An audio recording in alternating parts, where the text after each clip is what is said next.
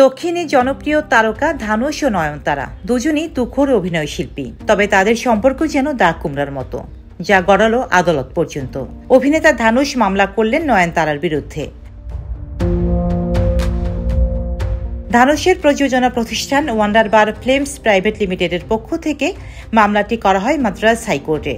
অভিনেত্রীকে নিয়ে তৈরি তথ্যচিত্র নয়নতারা beyond the fairy টেল নিয়েই দ্বন্দ্বে জড়িয়েছেন তারা। তথ্যচিত্রটি দেখা যাচ্ছে নেটফ্লিক্সে, যেখানে অনুমতি ছাড়া নানুম রাউডি ধান সিনেমার ফুটেজ নিজের তথ্যচিত্রে ব্যবহার করেছেন নয়নতারা। ভারতীয় গণমাধ্যম সূত্রে জানা গেছে, 2015 সালে মুক্তি পায় তামিল সিনেমা নানুম রাউডি ধান, যেখানে অভিনয় করেছিলেন নয়নতারা। অভিনয়ের পাশাপাশি ছবিটি প্রযোজনা করেছেন ধানুষ। নয়নতারা নতুন তথ্যচিত্রে নানুম রাউডি ধান ছবি থেকে 3 সেকেন্ডের ভিডিও ব্যবহারের অনুমতি চেয়েছিলেন নায়িকা, কিন্তু নয়নতারার 3 সেকেন্ডের আবদার দিনের পর দিন এড়িয়ে গেছেন ধানুষ।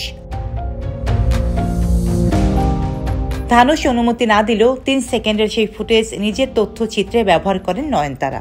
গত 16 November Nayanthara beyond the fairy tale তথ্যচিত্র থেকে 3 সেকেন্ডের ফুটেজ সরানোর হুঁশিয়ারি দিয়ে 10 কোটি টাকার আইনি নোটিশ পাঠান ধানুষের আইনজীবী। কিন্তু ফুটেজ না সরিয়ে নেটফ্লিক্সে মুক্তি পায় নয়নতারা বিয়ন্ড দ্য ফেয়ারি টেল তথ্যচিত্র। এরই প্রেক্ষিতে মাদ্রাজ হাইকোর্ট নয়নতারা ও তার স্বামী পরিচালক ভিঘ্নেশ শিবন এবং তাদের প্রযোজনা সংস্থা রাউডি পিকচার্স প্রাইভেট লিমিটেডের বিরুদ্ধে মামলা করেন ধানুষের আইনজীবী। এর আগে ধানুষকে উদ্দেশ্য করে নয়নতারা বলেন, আপনি নিজেকে যতটা দেখান ততটা মোটেও নন, কারণ নিজেকে ফুলিয়ে ফাঁপিয়ে দেখাতে গিয়ে বেশি বলেন। ছবি প্রচারের সময় ধানুষ নিজের প্রকৃত রূপ অনেকটাই লুকিয়ে রাখেন। সহজ সরল অনুরাগীদের সামনে যেটুকু তুলে ধরেন সেটাই প্রকৃত মানুষ নন।